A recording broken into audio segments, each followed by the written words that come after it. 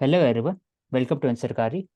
Today we are again doing IFOS 2023 paper, and we have discussed 4 and 5 and 6 question number part 4 and 5 and 6. Now we are proceeding towards the question number 3.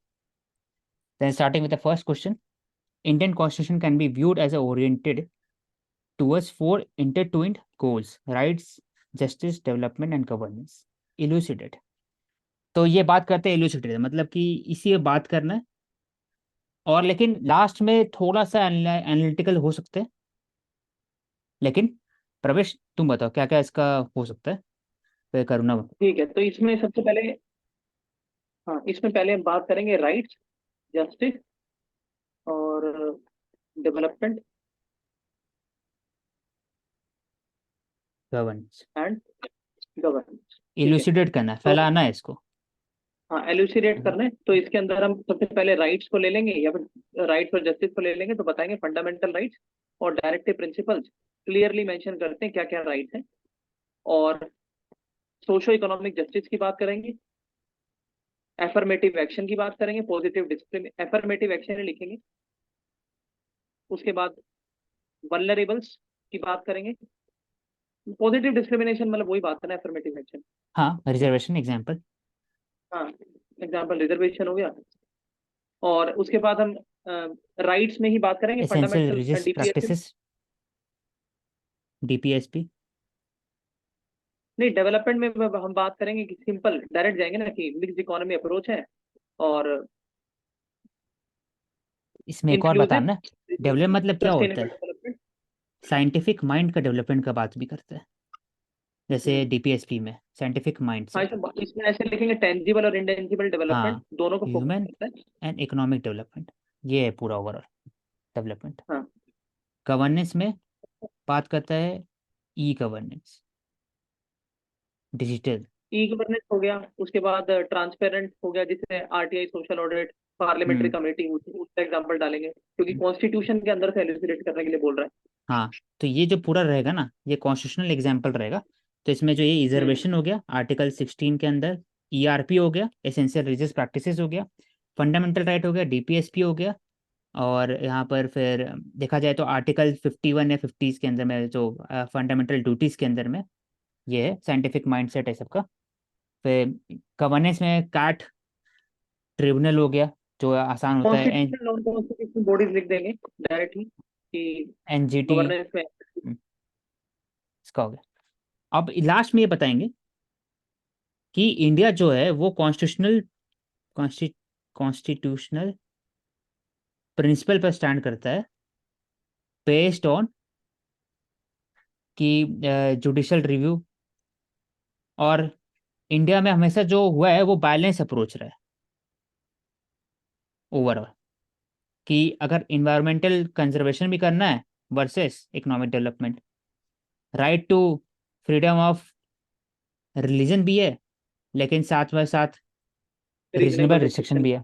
तो overall balance है। अब करूँ ना, इसमें add करो कि और क्या हो सकता है तुम्हारे अनुसार।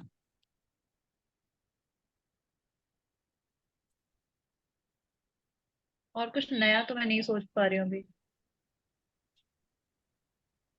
ठीक है।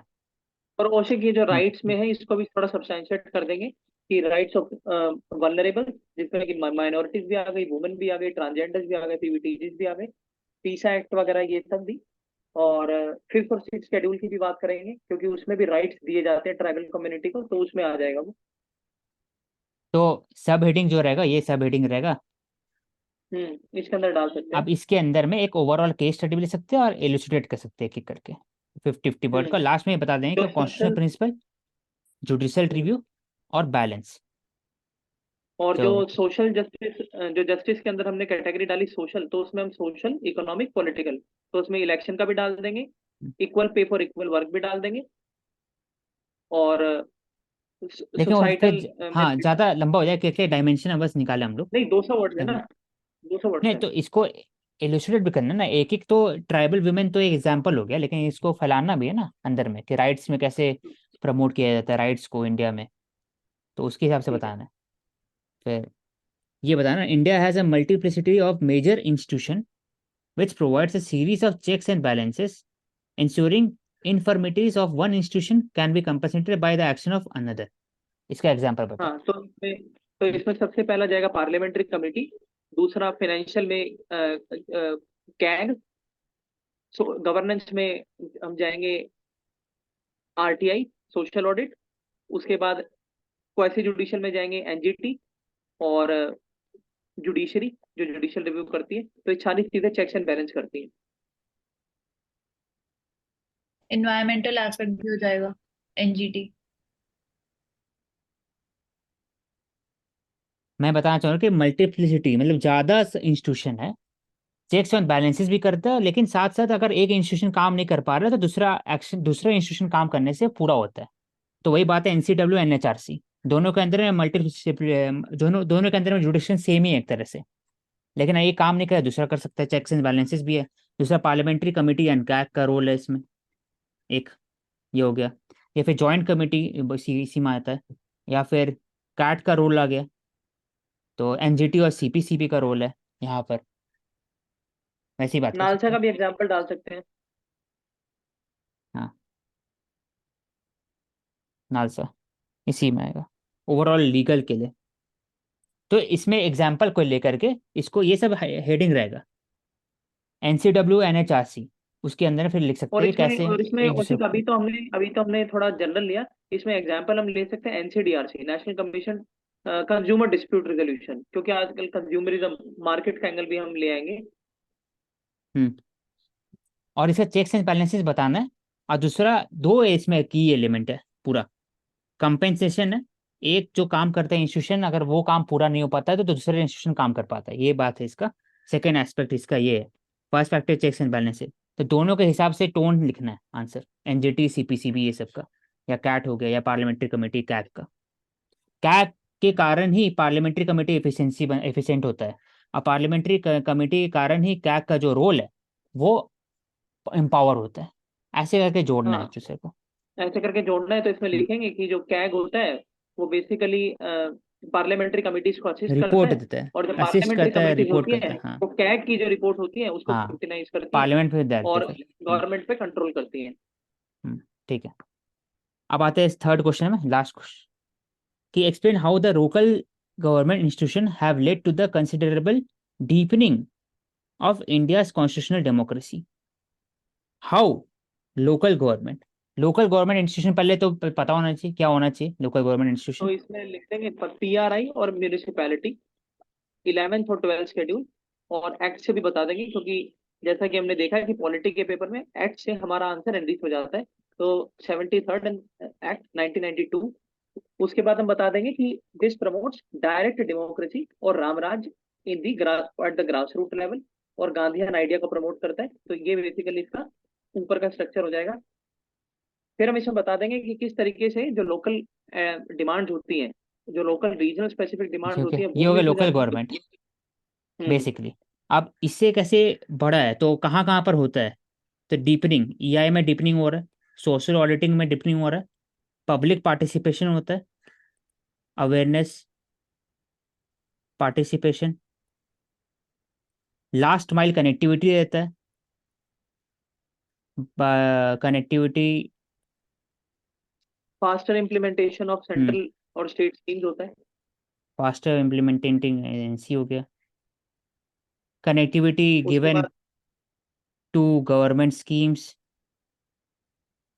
गवर्नमेंट और सिटीजन के बीच में एक प्लेटफॉर्म है, एक तरह का वो है, मतलब प्लेटफॉर्म है, ग्राम सभा।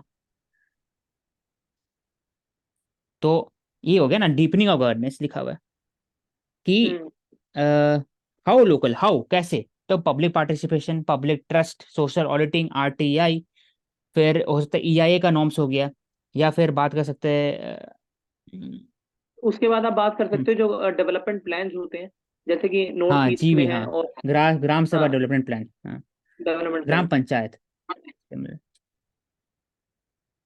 हाँ ये कैसे इसको बनाया जाता है।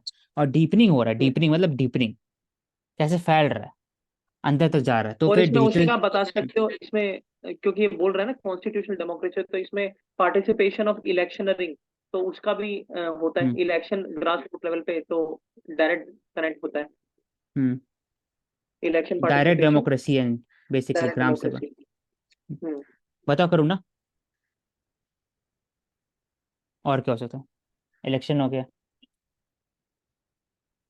फिर वल्नरेबल सेक्शन का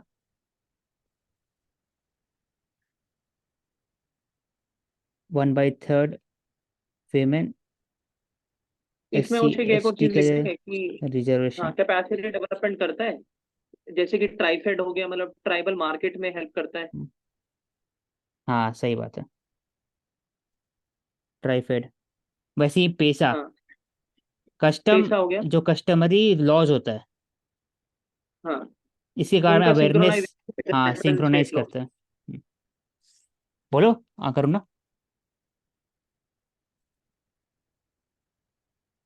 नहीं, और कुछ नहीं है। ठीक, तो ये होता है, लास्ट ले लेते हैं एक बार। As the age one of the world most powerful court, सही बात है, Supreme Court of India has evolve its role as a guardian of the rights provision as enshrined in constitution. तो ये की एलिमेंट ये है, तो डायरेक्ट आर्टिकल 32 की बात कर ये रहे है हैं। आर्टिकल 32, जिसमें कॉन्स्टिट्यूशनल रेमेडीज है। हाँ, तो इसमें बात कर रही है इवोल्यूशन, तो इवोल्यूशन कैसे है, इवॉल्व, तो इवॉल्व बेसिकली इन रोल। इवोल्व कैसे है। हाँ हाँ, तो उसके बाद हम जितने भी फेमस वर्डिक्ट्स हैं उनके द्वारा बताएंगे। जैसे कि हम शुरुआत करेंगे LIC, LIC नहीं, मतलब हम बात करेंगे first amendment constitution act Shankarpuri 1951। Case, हाँ, शंकरी प्रसाद केस। वहां से कैसे फिर गोलकनाथ, उसके बाद मिनर्वा मिल 1980, नहीं उसके गोलकनाथ पहले तो ये केशव नंदा 1967। हो गया, बेसिक हाँ, स्ट्रक्चर। Basic structure. फिर Minerva Minerva, Mills, BPSP versus fundamental rights, दोनों के बीच में कोहेरेंस। कोहेरेंस। उसके बाद LIC इंडिया केस, जिसमें कि फंडामेंटल राइट्स। इंदिरा साहनी तो केस, इसमें जिसमें बस एग्जैक्टली 50% सीलिंग। इवोल्यूशन नहीं बताया, ये तो बेसिक इवोल्यूशन हम्म बता देंगे।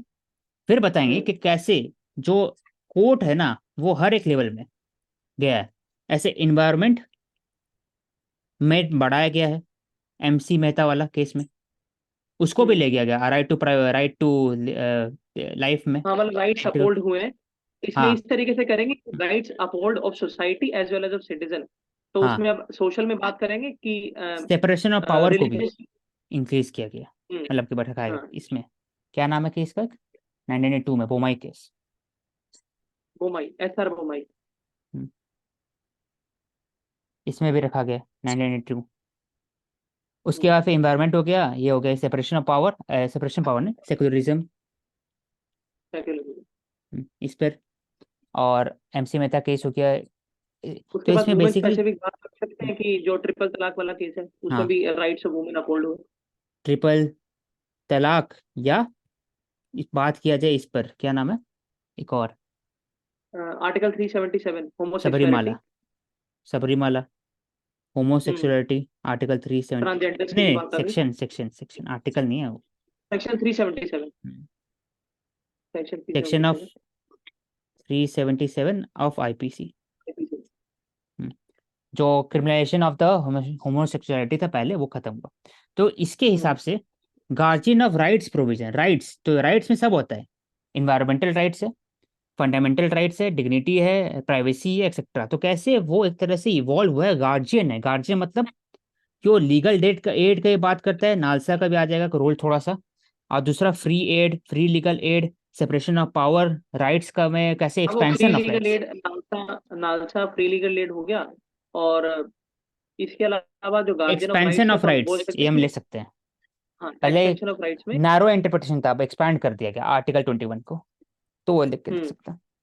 हाँ, आर्टिकल 21 हो गया। और दूसरा हम बात कर सकते हैं कि जो रिट्स सिस्टम है, हाँ वो बेसिकली किस तरीके से यूज होता है इसमें, ठीक, उसका भी थोड़ा मेंशन कर दें। करूँ ना?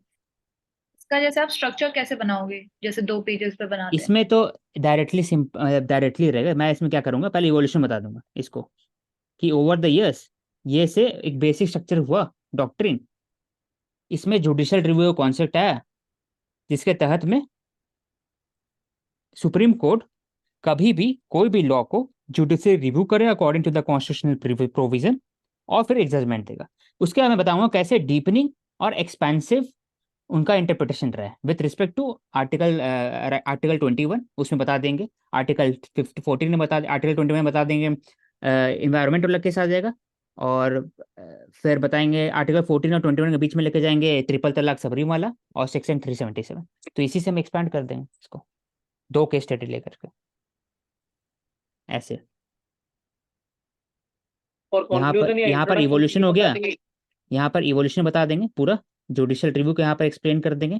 फिर बता देंगे एक्सपेंशन ऑफ जो राइट्स होता है, तो आर्टिकल 21 एक बार आ जाएगा, उसके अंदर में इन्वायरमेंटल केस भी आ जाएगा और बाकी राइट टू प्राइवेसी आ जाएगा, 2 केस।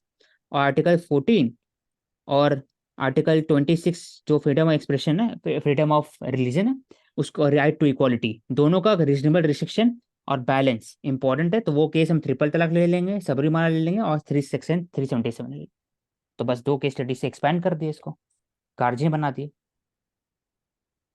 तो लास्ट में बस बताएंगे कि ऐसा केस देखा गया है कि कभी कभी सुप्रीम कोर्ट जुडिशियल एक्टिविज्म में भी जाते हैं। तो हाल फिलहाल में देखा है कि जुडिशियल रिस्ट्रेंट चाहिए कुछ कुछ जगह पे, और अभी देखा गया है फॉर एग्जांपल कि मैरिज लीगल होना चाहिए कि नहीं, उसके लिए पार्लियामेंट का भी सहारा लिया गया, पार्लियामेंट की तरफ दिया गया कि आप बोलो। तो ऐसे हाँ करके मतलब एंड कर देना। मैं ये चीज इंट्रोडक्शन में भी लिख सकता हूँ और कंक्लूजन में मैं थोड़ा पॉजिटिव लेके चलूंगा, हाँ क्योंकि ठीक। यहाँ क्वेश्चन बोल रहा है कि गार्जियन है, तो मतलब गार्जियन ठीक है। रिस्ट्रिक्ट वाली बात मैं नहीं लिख के मैं सिंपल ये लिखूंगा कि आज के टाइम पे जो एडीआर की रिपोर्ट है जो बताती है कि पार्लियामेंट की वजह से, डिसरप्शन ऑफ पार्लियामेंट की वजह से जो पब्लिक में डेफिसिट है, कहीं ना कहीं जो सुप्रीम कोर्ट का गार्जियन रूल है उसको उस कमी को पूरा कर देता है। हाँ ठीक है। ओके करुणा, कुछ you want to question something that we No, can end? nothing else. Okay, thank you everyone. We will take up next set of questions, question number part 2 and part 1 tomorrow and after tomorrow. Thank you.